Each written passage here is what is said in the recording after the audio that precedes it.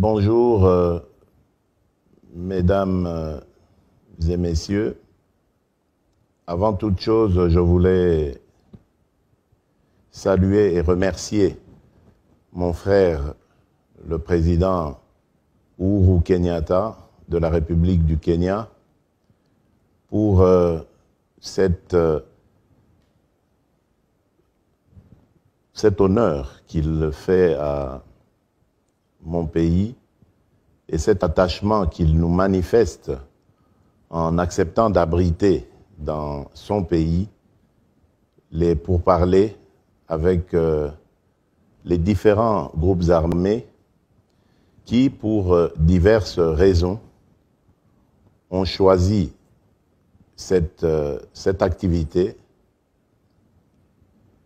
Merci, cher frère, Monsieur le Président Uhuru Kenyatta, et j'espère, vous, chers compatriotes, que vous allez également lui faire honneur, non seulement en acceptant de venir discuter avec les représentants du gouvernement congolais, mais en y donnant suite par rapport à ce qui a été leur demande, notre demande, celle qui consiste à vous voir quitter ces activités totalement nuisibles et regagner la voie de la patrie, la voie de l'unité et de la paix sur tout l'ensemble du territoire national.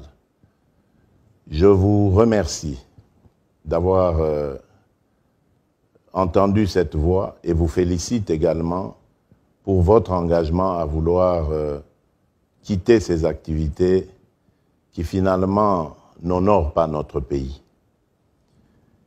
J'ai tenu à vous rencontrer lorsque j'étais à Nairobi, mais malheureusement pour des problèmes de logistique, notre rencontre n'a pas pu avoir lieu.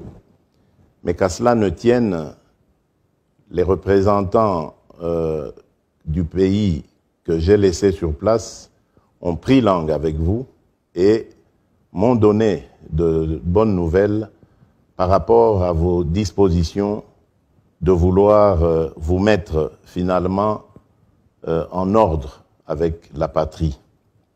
Je vous y encourage et je vous exhorte à cesser ces activités et vous garantis qu'il ne sera fait de mal à personne tant que vous accepterez la main tendue du gouvernement parce que vous êtes des compatriotes et que la République doit vous protéger. Vous avez gagné le maquis pour des raisons diverses que je peux comprendre, qui malheureusement sont liées à la situation qui a précédé mon avènement à la tête de la République démocratique du Congo. Et comme je le disais, je peux comprendre cela. Mais aujourd'hui, je voudrais vous dire que les choses ont changé.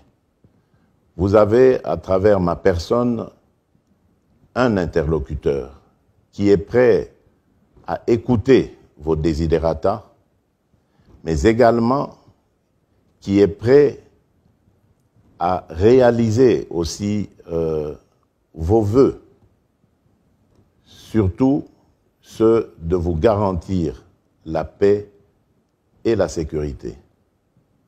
Je comprends que pour des raisons diverses, vous ayez décidé de prendre les armes pour défendre vos communautés respectives.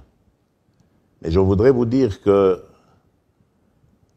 la vision que j'ai pour la République démocratique du Congo, c'est celle d'avoir une armée républicaine et une police également républicaine, responsable toutes ces deux forces et totalement attachée à la défense de tous les fils et de toutes les filles de la République. Il n'y a donc aucune raison de prendre des initiatives d'autodéfense parce que la vocation qui est celle des forces de défense et de sécurité, c'est celle de protéger tous les individus, qu'ils soient congolais ou pas, vivant sur notre territoire national. Je vous exhorte donc à quitter ces activités et à joindre le processus DDR-CS. Vous avez vu, nous avons rajouté CS parce que c'est le processus de désarmement, démobilisation, réinsertion communautaire et stabilisation. Donc ça veut dire qu'aujourd'hui, contrairement à hier, nous avons un processus qui va prendre en compte tous les rendus, tous ceux qui vont quitter les activités des groupes armés et qui va s'occuper de leur avenir, c'est-à-dire leur réinsertion dans la communauté et de la stabilité même de cette communauté. Nous allons obtenir des soutiens, et ça c'est déjà le cas, des soutiens financiers, logistiques, techniques de la part de nos partenaires traditionnels qui s'engagent à nos côtés pour que tous ces rendus soient soient pris en charge de très belle manière et soient assistés dans leur réinsertion dans la communauté. Le but étant de vous former à pouvoir faire face aux besoins sociaux et communautaires à venir et à ne pas pouvoir retomber dans les travers du passé, à ne pas pouvoir vous trouver dans le besoin de devoir retourner dans vos activités du passé. Le but de la stabilisation, c'est également d'amener les communautés à dialoguer entre elles et surtout à privilégier la paix et l'unité. J'ai toujours dit qu'en République démocratique du Congo, il y avait de la place pour tout le monde. Nous ne devons pas nous faire la guerre pour des questions de terre ou de communauté. Parce que tout simplement, tous ceux qui sont congolais ont le droit d'habiter où ils le veulent sur la superficie du territoire national de la République démocratique du Congo. Nous devons combattre toutes ces considérations ethniques ou tribales qui font du tort à notre pays parce qu'elles nous empêchent de pouvoir réfléchir sereinement à notre développement. La République démocratique du Congo, notre pays, a des atouts considérables que nous envie tout le monde entier. Mais il n'y a que nous, Congolais, qui ne semblons pas en avoir conscience. Et c'est pour ça que je vous exhorte à arrêter ces activités, à regarder dans la voie que je vous trace, celle du développement. Et cette voie, lorsque nous aurons atteint le développement, vous verrez que ce sera l'épanouissement de tout notre peuple. Tout le monde trouvera sa place et tout le monde sera heureux. Aujourd'hui, nous avons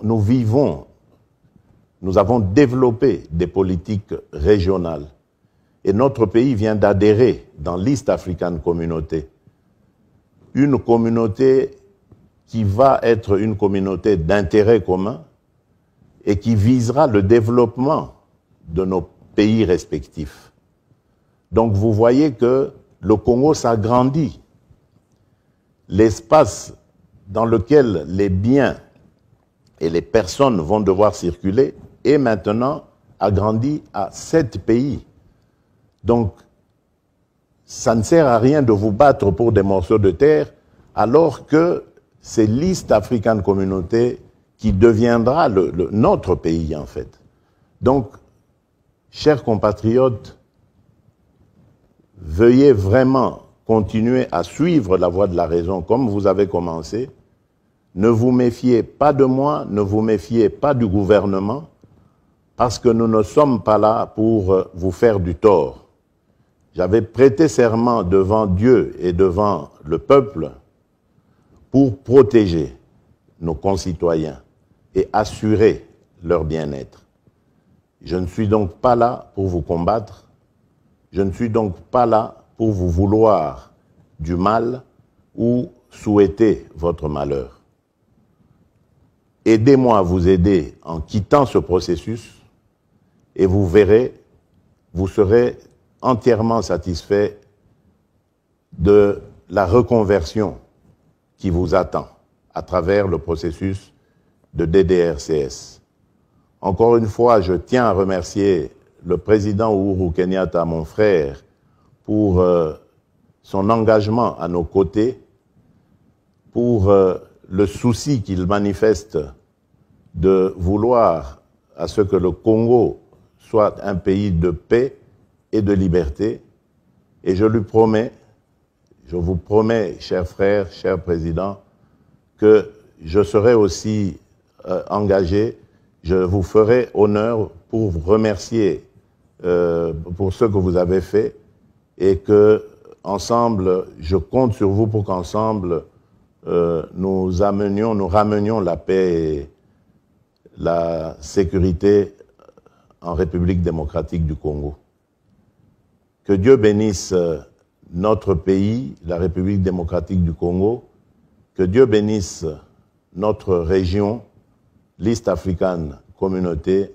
Je vous remercie.